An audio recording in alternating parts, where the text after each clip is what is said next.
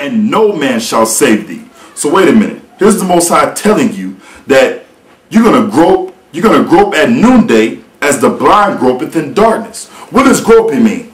Meaning you looking, you trying to find out the truth, you trying to see what you're supposed to be doing, but you can't get to it. You're blind. How do our people do that? Oh, wait. I want to be a Baptist. No. I'm going to be a Methodist. No. I'm going to be a Catholic.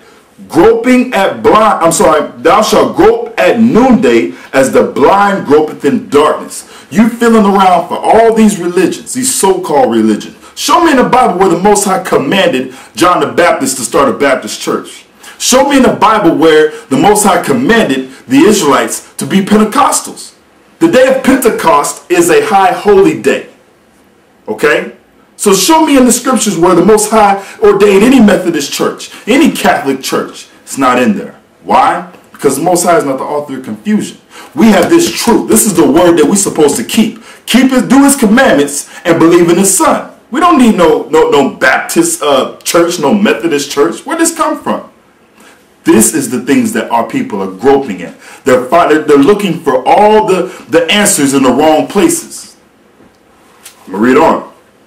It says, and thou shalt not prosper in thy ways, and thou shalt be only oppressed and spoiled evermore, and no man shall save thee. We have many men that wanted to try to save us out of this, trying to guide us into righteousness, but they couldn't do it. Why?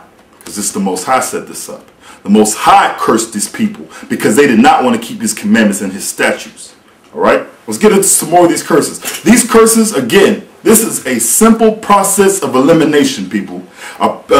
You can't get any more clearer than understanding who the Israelites are in Deuteronomy 28. All right? So here we go. This is the 32nd verse in chapter 28.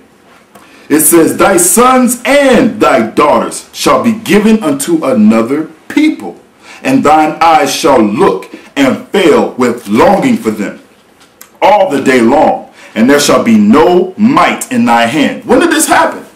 When were our sons and our daughters given unto another people? How was that something that took place in our history, or did it happen to us? Or who else did it happen to? That's the question you should be asking yourself. Who was given to another people? Whose sons and daughters were given away? You so-called Negroes, you so-called Haitians, Dominicans, you so-called Hispanics. Your people was given away, sold unto another people. All right? Check this out. Matter of fact, since I'm on that subject, watch this. Deuteronomy 28, verse 68. This further explains what was going on, why our people were being given unto another people and how they were doing it. This is Deuteronomy, the 28th chapter and the 68th verse. And the Lord shall bring thee into Egypt again. Now wait a minute. For anybody who thinks they know any type of history, when did the Israelites ever return to Egypt as a nation? Historically. When did the Israelites ever go back to Egypt as a nation? Watch this, I'm going to read on. It says, and the Lord shall bring thee into Egypt again with ships. Now wait a minute. What is this talking about? Is this talking about the Israelites going back to Africa on ships? Or is it speaking of something else? Let's see what the Bible has to say about it. This is Exodus, the 20th chapter, 2nd verse. It says, I am the Lord thy God, which have brought thee out of the land of Egypt, out of the house of bondage. Egypt is synonymous for bondage. All right? That's why when you get to Revelations, the 11th chapter, it's no surprise when you see this in the 8th verse. It says, and their dead bodies shall lie in the street of the great city, which is spiritually called Sodom and Egypt. Now wait a minute. How is a place spiritually called something? Because of the same philosophies, the same way of life. This place is referred to as Sodom and Egypt spiritually because of the things that are taking place in this country, in this society. Sodom, why? Everyone knows the story about Sodom and Gomorrah. The Most High destroyed that whole city because those homosexuals running rampant, doing all those immoral acts. He destroyed the whole city. Done. And Egypt. Why Egypt?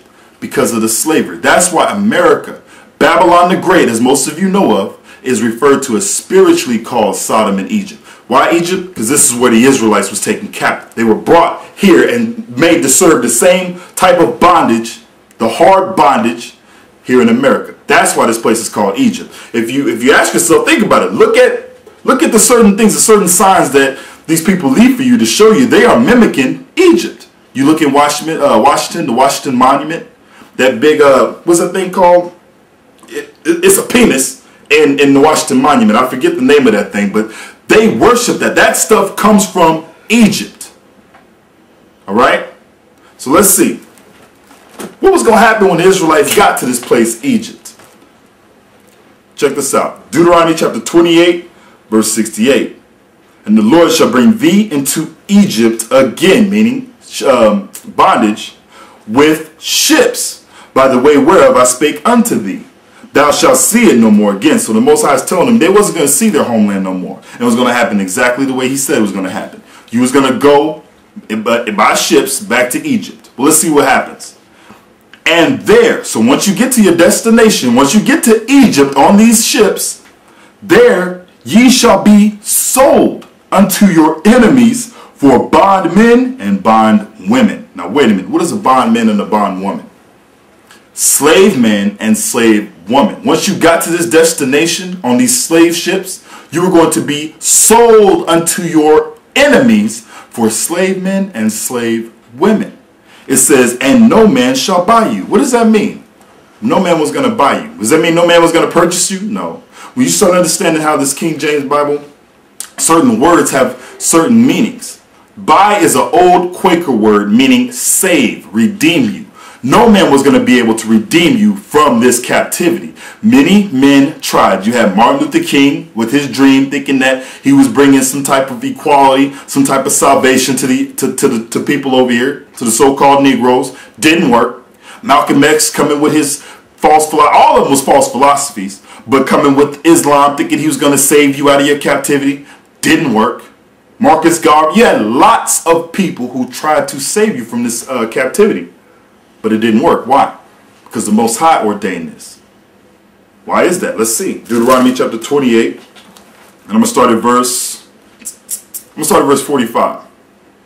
It says, moreover, all these curses shall come upon thee and shall pursue thee. So all these curses we read in Deuteronomy 28, the 28th chapter, the 15th verse down, are all the curses that was going to come upon you and overtake you and pursue you.